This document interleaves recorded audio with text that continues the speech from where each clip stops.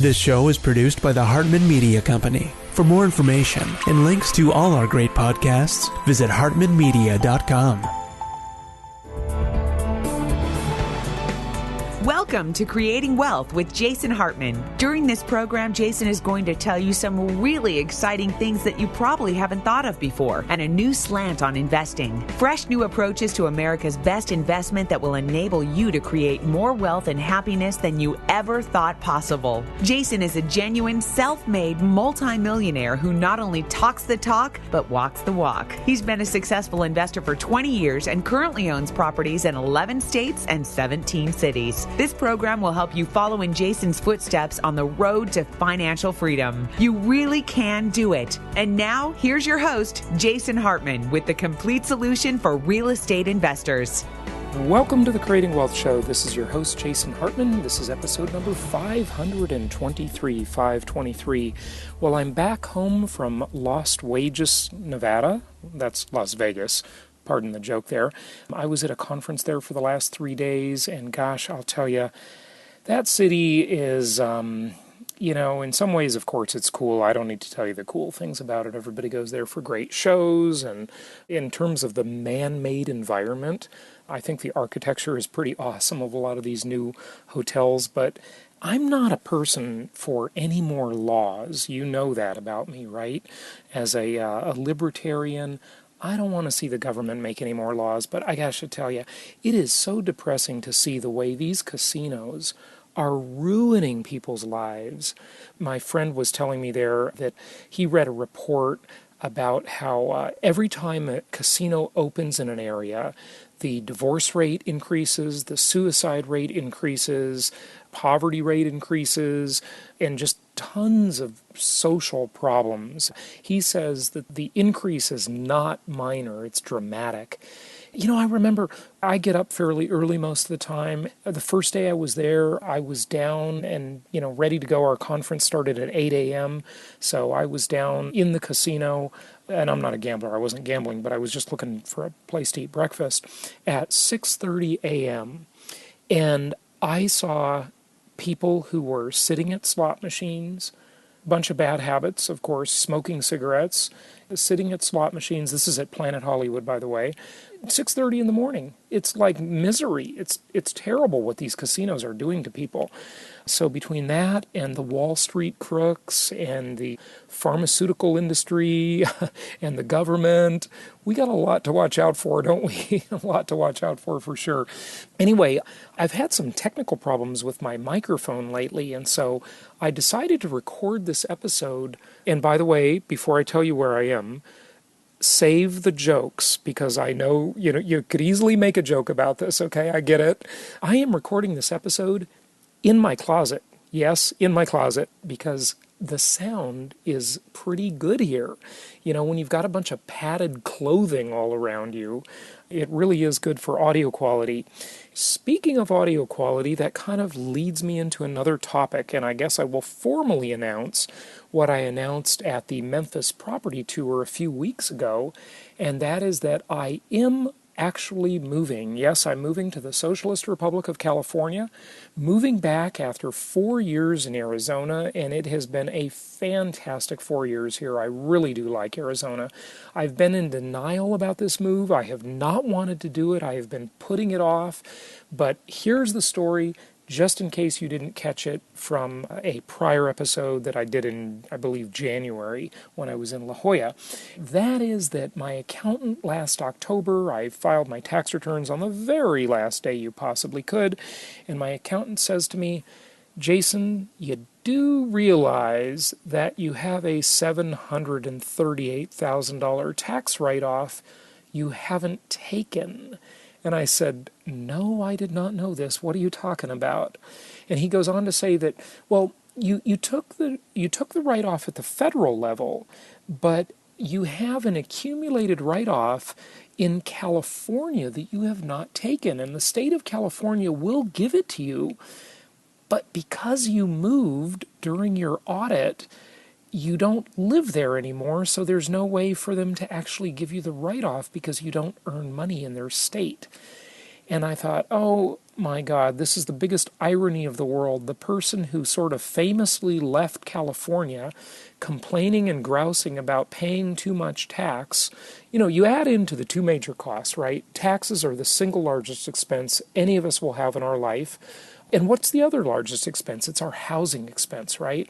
And so living in California, when I left California and moved to Arizona 4 years ago, I probably saved pretty easily about $300,000 a year in taxes and housing expense. I just love that. I mean, when you live in a lower cost place, you can accumulate wealth so much more quickly. Really, really think about these things that you spend money on in your life that I sort of didn't think about for years. Why do I have an $11,000 mortgage payment living in Orange County, California? That's outrageous. It would have been such a better deal to just rent an expensive property, of course, because I could have rented that same property for $4,500 a month and had all the same, in fact, more enjoyment out of it because I wouldn't have to take care of it and be responsible for the repairs. Of course, the whole show's about real estate investing, so I love owning lots of properties. And the metric is, by the way, and we've talked about this in the past, but the metric is, if you live in a house that is worth over $150,000 or over $200,000, then it's time to consider, because the rent-to-value ratio will be very much in your favor, and the higher price that house, the more favorable it becomes, then it's time to consider, should I be a renter of the personal residence and an owner of as many investment properties as I can buy? Because I want to own things that have favorable rent-to-value ratios for me, the owner or the landlord, and I want to rent things that have favorable rent-to-value ratios for me, the investor, owner, landlord. Did I say, I may have mixed that up. You get it, right? As a tenant, you want to rent when it's a higher-end property, and as an investor, you want to have lower-end properties, probably now, given the time of this recording, about $100,000, give or take, that you rent to other people, because that's the way that you arbitrage. Remember, arbitrage is really just exploiting the differences in things. That's my elementary school definition for arbitrage. Remember, I do have some funny definitions for things.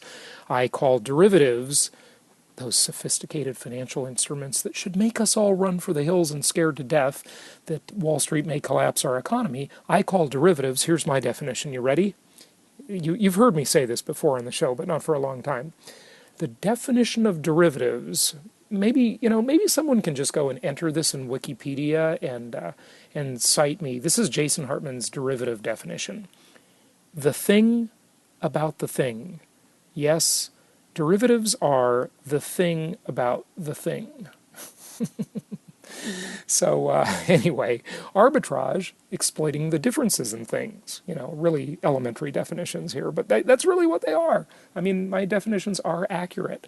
So yes, I am moving to San Diego here very shortly. So there is my formal announcement. I got a really nice place. It's almost 2,000 square feet. It's only 2 blocks from the beach. It's got an ocean view. It's a little bit obstructed. It's not like a panoramic ocean view. I wish it were a little better, but it's pretty good. Nice walkable area. So I'm really kind of excited about it. Look, the government, the state of California, is basically paying me to live in California, so I can live there for free for about a year or maybe 2 years, depending on how it all pencils out. And that's not a bad deal. I would love to get something from the state of California. I've certainly given them enough over the many, many years that I lived there. So, and guess what the price of that place is that I got? Well, you know what? Maybe I just won't say it, okay? Because I rented, and I think it was a much better deal than buying. The realtor who helped me kept saying, why don't you buy something? And I said, because it doesn't work. The numbers don't work. It doesn't make sense to buy anything. Today, our guest will be a client, and we're going to do a case study, another case study. And folks listening, we would love to have you come on the show and tell your story. Case studies are great. Again, we know, and our listeners are mature people, sophisticated people. They know that income property is not perfect, it's just better than everything else. So before we get to our case study, I'll just share with you real quickly here an article for what it's worth, and I kind of say for what it's worth because, everybody's always pitching their own thing, of course, right? And we've got to be on guard for that and the spin doctoring. I'm sure there are some who think I do it too. I try not to, but we all fall in love with our own ideas, right? It's just part of our nature. So the Realtors Association, yes, NAR, the National Association of Realtors, the trade group that is allegedly the largest trade lobbying organization in the world, I've heard. I don't know. I'm kind of wondering if that's true. When you look at like teacher unions, they're pretty big. Unfortunately, the NEA, the National Education Association, who Steve Forbes, who's of course been on the show, Steve Forbes called them the National Extortion Association. And I would agree, teachers are great, love teachers, but all the bureaucracy that's been built around our public school system, and what a total scam that is. And of course the leftist solution is, well, let's just throw some more money at the problem. No, let's not throw more money at the problem. Let's throw less money at the problem and make them more innovative. The price of education should be dropping dramatically because of all the technology available. I mean, you want to get educated, go to the Khan Academy website. I donate to the Khan Academy, or I should say my charitable foundation donates to the Khan Academy. If you have an extra 7 minutes, you can learn about quantum physics or organic chemistry or trigonometry or, differential equations or whatever you want. There's some great stuff on there. And guess what the price is? Free. Not bad. Anyway, where was I going? National Association of Realtors article, tangent alert. They are predicting that prices will increase slightly faster than they did in the last 12 months, coming up in the next 12 months. So they're saying prices are going to increase more quickly. We'll see if that's true. I'm not really doubting that. I kind of think NAR is probably right this time. We'll see how it works out. But what's interesting, they've got a little interactive map here that I'm looking at, and it says the map below shows the median expected price change in the next 12 months for each state based on February 2015 to April 2015 surveys. Realtor respondents from Colorado had the most upbeat price expectations. Now wait, calm down, before you go saying, Jason, why aren't you talking about the Colorado market? Look, we have properties in Colorado. We haven't really done much business there. Many of you listening have purchased through our network in Colorado. And by the way, I love Colorado, and maybe that's, I don't know, because I'm such a big John Denver fan. Colorado is a beautiful, beautiful state.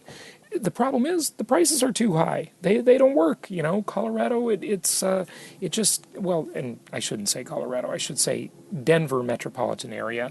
It just got too expensive. Same thing happened in many markets. Phoenix, where I am right now in my closet, that market got too expensive as well. So again, we are area agnostic. When something makes sense, we'll be recommending it. When it doesn't make sense, we're going to recommend something else that does. If you have a property in one of these markets, like Phoenix, like Denver, hold on. You've got a stabilized property. You're doing great. You've made some money. Congratulations. Thank you for being our client. And just sit tight. Keep your properties rented and just manage your managers. Get your nice return every year. You're probably making a good 35-40% annually on your investment. All things in. You can go to jasonhartman.com and look in the property section and look at those pro formas. Well, many of those pro formas have been dramatically exceeded in many of our markets over the past several years. Everything's worked out better than we thought in some of these markets. So, and sometimes it works out worse. Everything's individual. It's funny, too, when I talk to people, they ask me questions, well, what's your average for this and that? How's this going to work out? And unfortunately, I can't answer a lot of those questions because everything is so individual. Every property is individual. Every circumstance is individual. Every tenant is individual. It's a very fragmented business, as you well know, because we talk about that a lot here on the show. Anyway, so the median price expected growth at 6% followed by Washington, D.C., the capital of free government bailouts. Boy, that has done wonders for that market. Obamunism has done wonders for property owners in Washington, D.C., and it has hurt property buyers in Washington, D.C. When you start throwing out government money and every person, every business person on the planet is flying into D.C. to get their share of the government pie, that's the kind of thing that happens, okay? But again, you can't get good rent-to-value ratios in Denver. Certainly you can't get them in Washington, D.C. You'd do better in Denver. A lot of these markets, they just don't work, okay? Price expectations were also upbeat in Washington, Oregon, Nevada, Florida, Georgia, Michigan, Hawaii, and New Hampshire, with a median price growth expected to be 4 to 5%. With oil prices still at a slump, realtors expected price increases more modestly at a median price growth of 2 to 3% in North Dakota, Oklahoma, Wyoming, Louisiana. In Texas, where the economy is more diversified, the median expected growth in prices over the next 12 months is about 4%. So there you go. There you have it from the realtors. And you know what? I have no love for the National Association of Realtors. I criticize them often. We've had their chief economist, Lawrence Yoon, on the show before.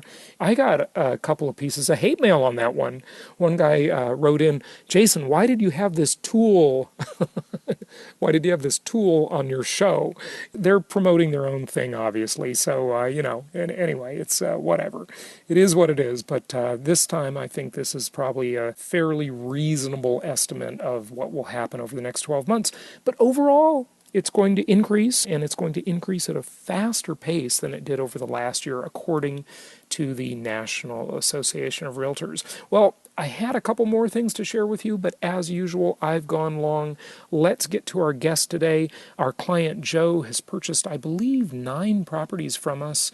He's been with us for years, and we've got him and Sara, the investment counselor, Sara, who you've, of course, heard on the show before, in this segment. So let's dive in and hear what they have to say.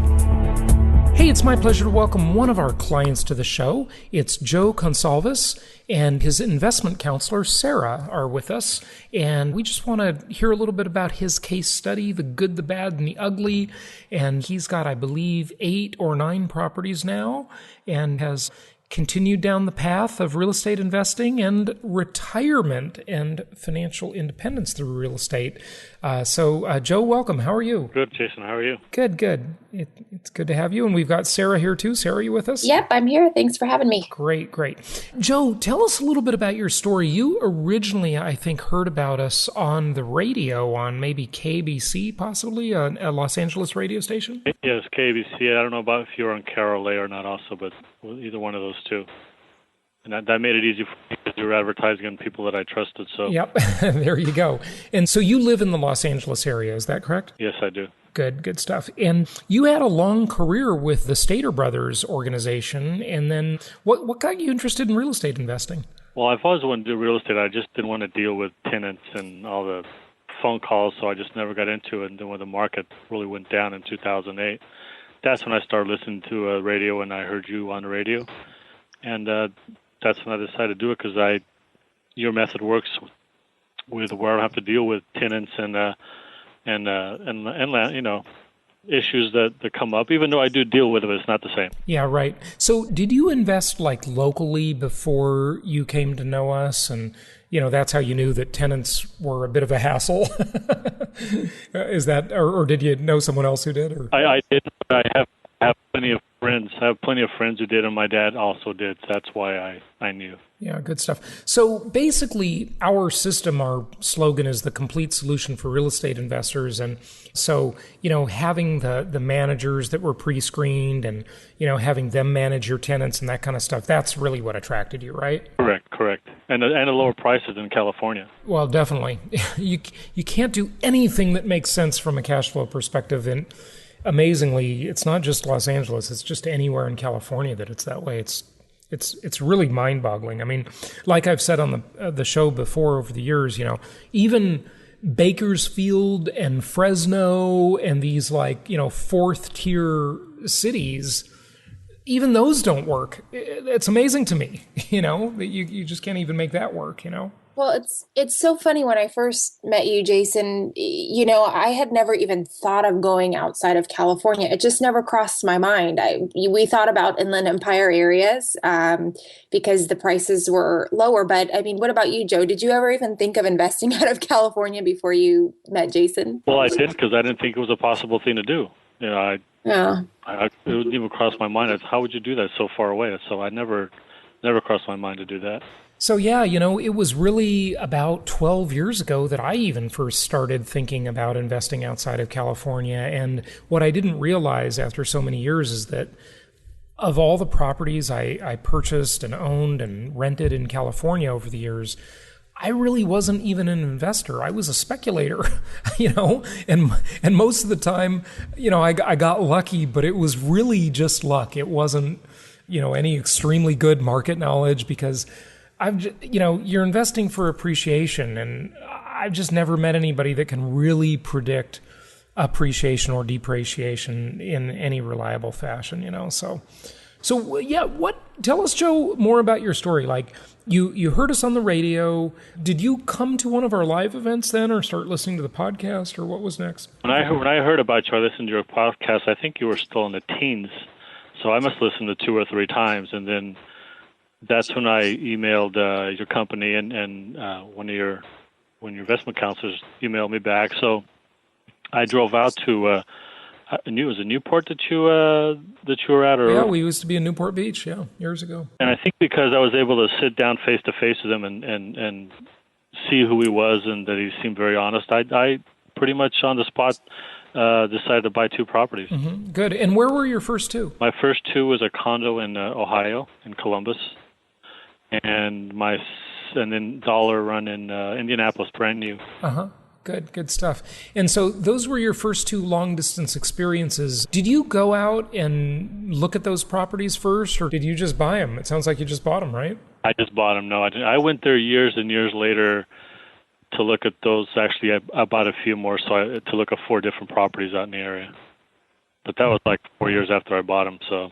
Right. Yeah. We have people ask the question, do your clients look at these properties? And, mostly before they buy them, they don't look at them. We would actually like them to, because, they'll understand what they're doing better. But, some don't even after they buy them. I mean, it was 4 years before you went and looked at them. Did they perform okay? What happened on those first couple of properties? No, they were fine. I think actually those first 4 or 5 that I had were probably the easiest. I didn't have many issues. Lately, it's been a little more different. Maybe it's because I have more, so there's more chance of things going wrong. But the first few 4 or 5, there wasn't really many issues. The tenants were long term. Not much of a problem. The first 2 that I bought were pretty much brand new, so there was nothing to repair. They weren't very cash flowing, because at the time you weren't really offering rehabs. It was all pretty much brand new stuff, so it wasn't much cash flow, but they took care of themselves. Yeah, good stuff. I mean, what was it that got you so interested in real estate, though? Why did you think real estate? I know the bad side is you didn't want to deal with tenants, but what was the positive side? What was your exposure before this? Well, I knew people made money with real estate. It's been proven. My dad was doing it. Many family friends that I have, they were doing it. Actually, I had my real estate license years ago. At the time, I didn't care for it, so I knew it worked. I just don't want to have the headaches, which, thinking back now, I should have, and had the headaches, and I would have been even better off, but that was my thinking back then. Yeah, cool. Good stuff. And so what happened next? You purchased some more properties in some other markets, right? Yeah, Kannapolis, I got one there. Then I went to Atlanta. I think I bought one of your $6,000 or $5,000 down properties in Atlanta. Don't we wish we still had those, I tell you. If we can get those again, we'll be loving life, believe me. And I think that was the first one I actually bought through Sara. And so, Sara, what did you see as Joe was building his portfolio? Well, he and his wife, we should say. It wasn't really just Joe. What did you see as he went along? Well, I just saw him continue to grow his portfolio at a pretty moderate pace. I mean, he He's your everyday Joe. He was a hard worker. I mean, he was working in his career, and as was his wife, and he just continued to add to his portfolio. He did have some bumps in the road. In fact, our conversation today started with another little minor bump in the road in one of the newer markets, and he just continued to manage his managers and, check in with us. And, obviously he's attended several events, since.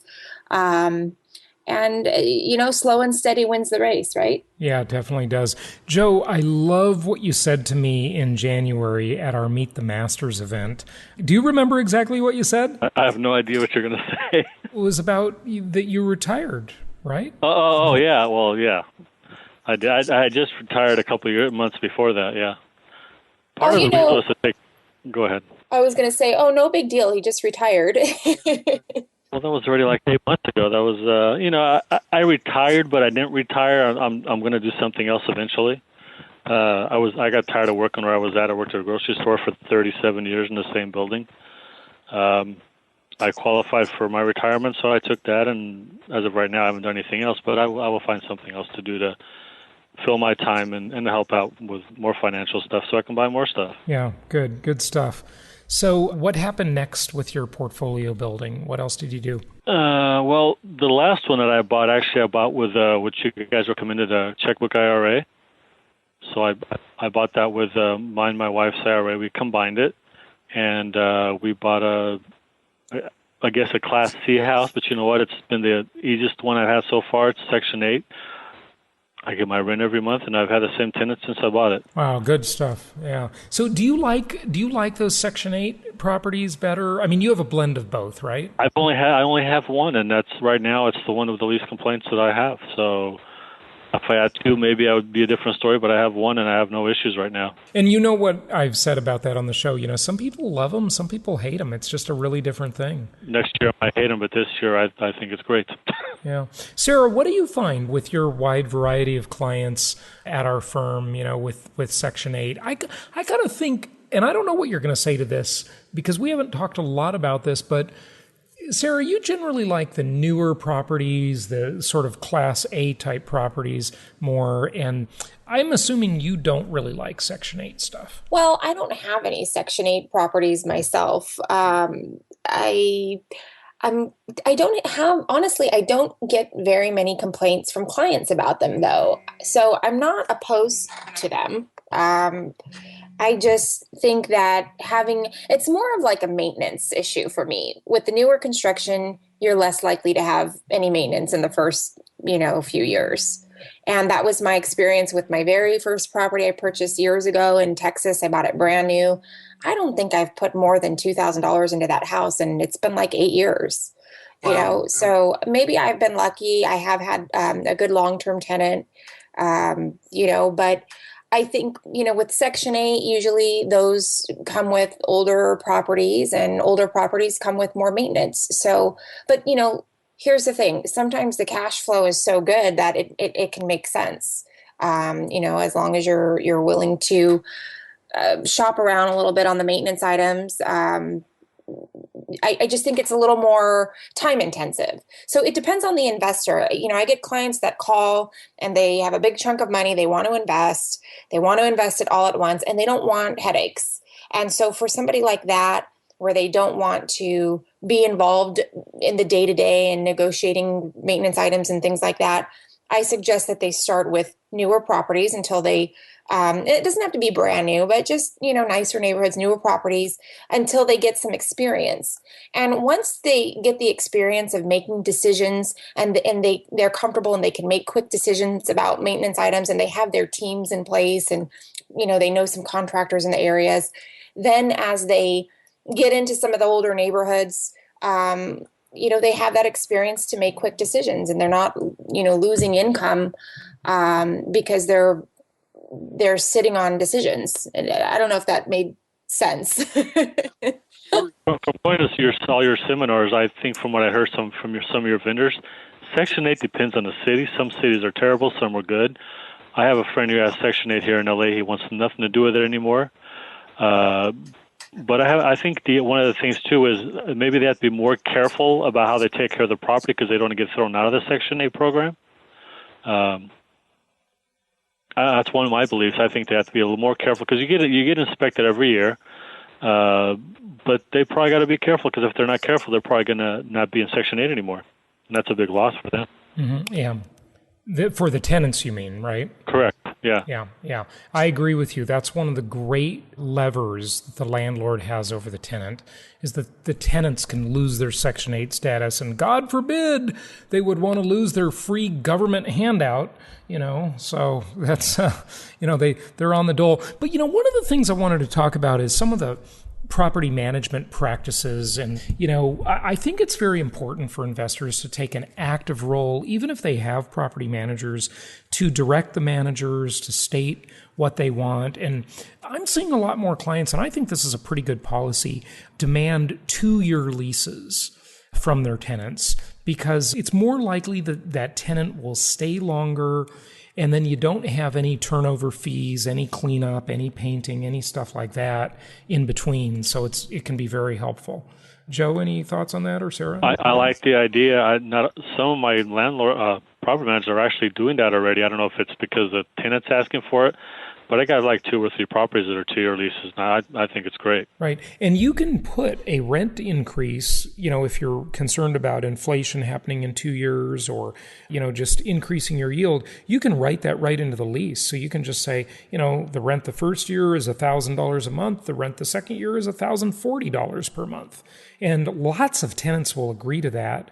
The other practice that I really think investors should try and do is to do hard flooring throughout their house or, at least carpet in the bedrooms only and hard flooring everywhere else.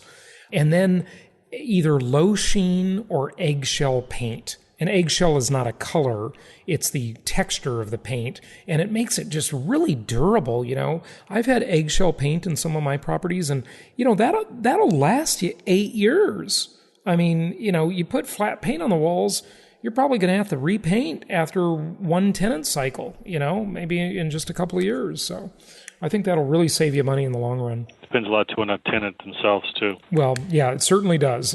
It always depends on the tenant.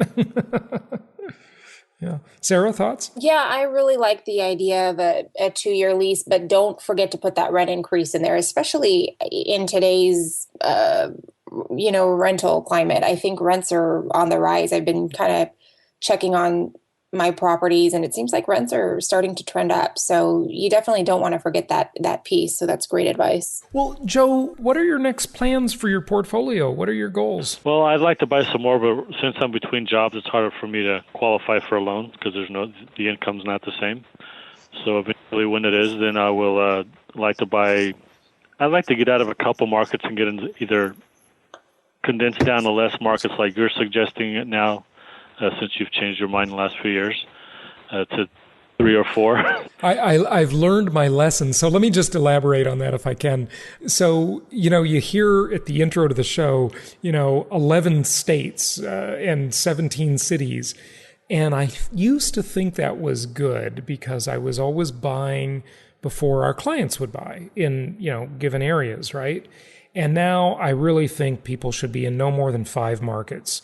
I think the big mistake most investors make is they're only in one market, and that's a big mistake. But the other mistake on the other side of that is that they'll be in too many markets, and then you've got too many different providers to deal with, too many different tax collectors and cities, and you just don't get the feel of the climate. So 3 to 5 markets are enough. And so let's kind of play that out for the investor that's buying 9 properties. 3 properties in each of 3 markets, I think, is a great plan. If the investor is buying 90 properties, then 30 properties in each of 3 markets. But if they're buying that money, they could be in 5 markets, and there they'd have, say, we'll round it off at 100, and it's, 20 properties in each of 5 markets. But I really don't think anybody should be in more than 5 markets. So how many are you in now, Joe? Are you in 8 markets, I believe? No, 1, 2, 3, 4, I think it's 5. So you're in 5 different cities, but you want to become a little less diversified. But I don't have 90 properties, though. Right. Yeah, exactly. But you want to be less diversified? Do you want to get it down to 3? I would like to get it down to 3 or 4. The only problem is some of your newer markets are really exciting, and I don't know if I want to add anymore. Like, for instance, Memphis and Arkansas sound really, really good. But then that'd be more. So I wouldn't mind 3 or 4. I think it'd make a lot less. It's less property managers. It's like you're saying, less taxes. It makes a difference. Yeah, it's less people you have to deal with, and you know what else? Insurance, because insurance is run state by state. And, we tried working with the National Insurance Company, National Real Estate Insurance Group. They go by the acronym of the first letter of each word, and also Affinity Group or Affinity Insurance. They kind of go by both names. And I had a bad experience with them, and I know a couple of other investors I know had bad experiences with them. And I was loving the idea of having one source for my portfolio nationwide. It would have been great. But they didn't work out, so I'm back to, just local brokers, one in each state where I have properties. And it makes it easier when you don't have to deal with that many different insurance companies too, right? I have them on one of my last property I bought was through was Affinity, and now I'm not sure after what you just said if I should keep them or not. Oh, yeah. Well, I'll be happy to tell you my story if you want to hear it. Sure. Yeah, I'm pretty upset with those guys. Basically what they did, and this is Affinity Group Management or National Real Estate Insurance Group. This was kind of unusual. I mean, it was a surprise happening. I had a property, and when we had that polar vortex, the thing that surprised all the global warming people, and it got really, really cold, the property happened to be vacant at the time. And I'm not sure this is what happened, but I had a pipe break, okay? And I'm not sure if it froze or what. And they said they wouldn't pay the claim. And I said, yeah, you have to pay the claim. And they said, no, there's a clause in the insurance policy that says if it's not occupied that, you have to do certain things. And I didn't do them. And so, or really my property manager didn't do them. And so I said, no. You have to show that the cause of the pipe breaking and the subsequent damage was because of the weather, because the pipe froze. And they have no proof of that whatsoever. And it got even worse. They tried to hide the insurance adjuster's report. They said I did not have a right to a copy of it. And so I went and my lawyer found that area of the law that says I have a right. And we wrote him a stern letter, and they finally turned it over. They tried to suppress that report, which I just thought was completely scummy of them.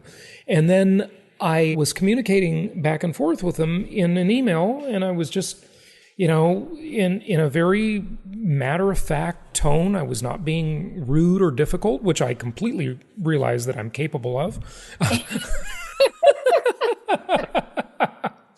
What show number is this? I got to make a mental note. But I wasn't doing it this time, okay?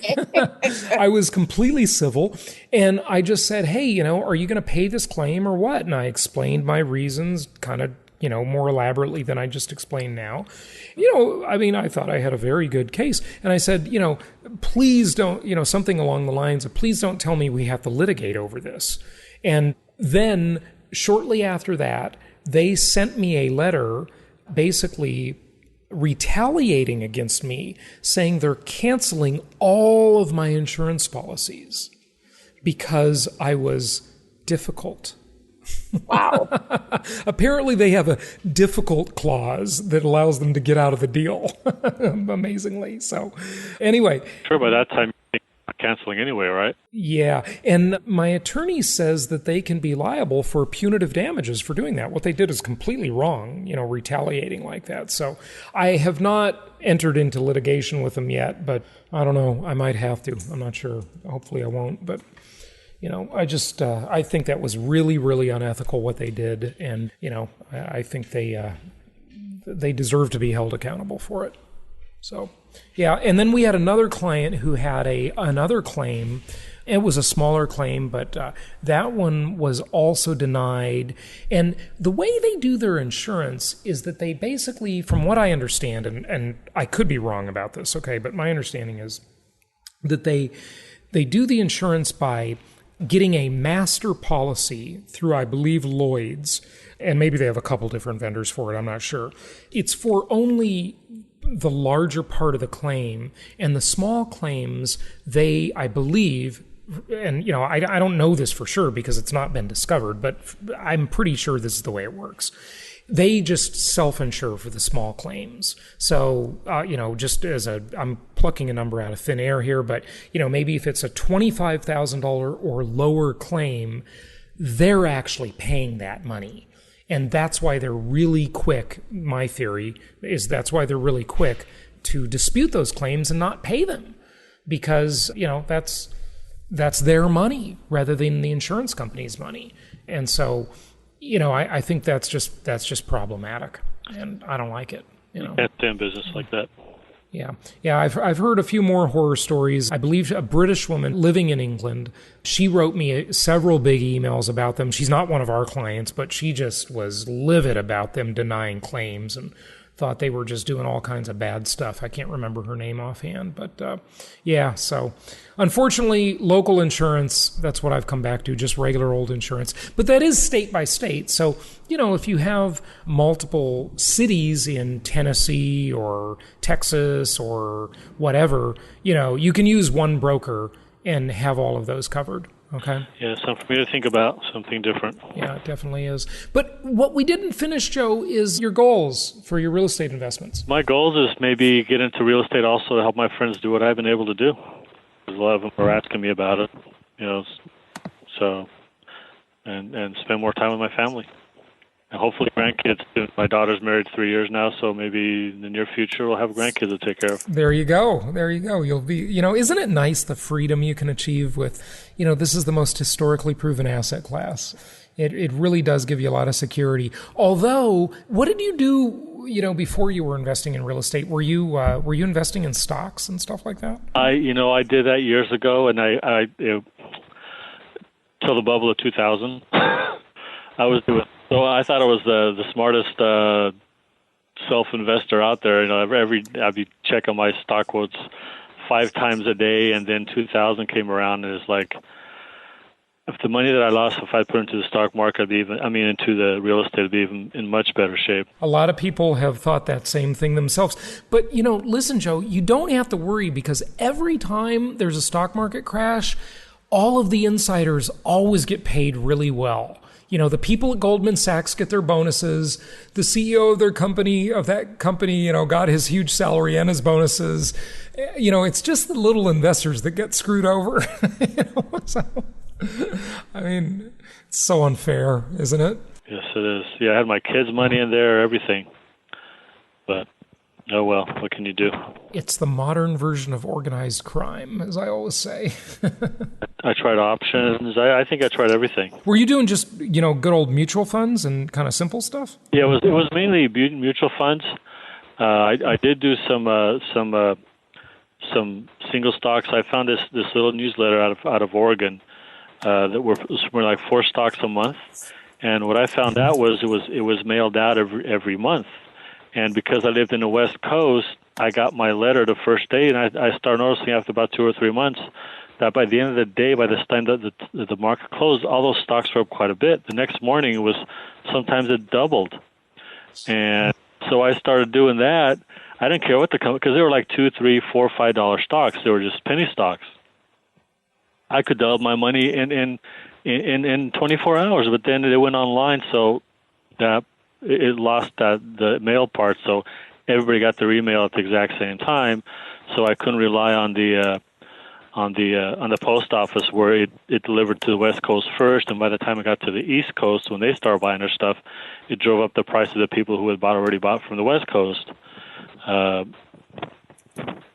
So I even got a P.O. box so I can run to the post office every like 4th, 5th, or 6th of the month. I'd go there, see if my letter in there. As soon as it was in there, I'd rush home, click on my buy 2, 3, 4,000 shares of this and that, and wait till the next day. Yeah. Well, you got to just know that is not sustainable when things are going that well, right? You couldn't have convinced me of that back then. Yeah, I know. I didn't know you back then. Otherwise, I would have tried, believe me. I love real estate. We all know that. Yeah, good stuff. Well, good. Well, Joe, thank you so much for joining us today and just kind of telling your story, and congratulations on your retirement. And, it sounds like, next you're going to be working as more of a hobby really than a must, than you have to, right? I'm not as well off as Fernando, so I'm nowhere there, but we're getting by. Yeah, good stuff. Well, hey, Fernando is also working for just general stimulation and fun. And it takes on a whole new meaning when you're not really working for the paycheck, when you're just working because you want to work. It's just a whole different experience. It's wonderful when it's like that. So congratulations to you, and keep up your investing and keep building your portfolio. And we're happy to help you. And thanks for being our client. We really appreciate it. Thank you, Jason. Sara, thanks for joining us as well. We'll wrap it up. Yeah, thanks for having me. What's great about the shows you'll find on jasonhartman.com is that if you want to learn how to finance your next big real estate deal, there's a show for that. If you want to learn more about food storage and the best way to keep those onions from smelling up everything else, there's a show for that. If you honestly want to know more about business ethics, there's a show for that.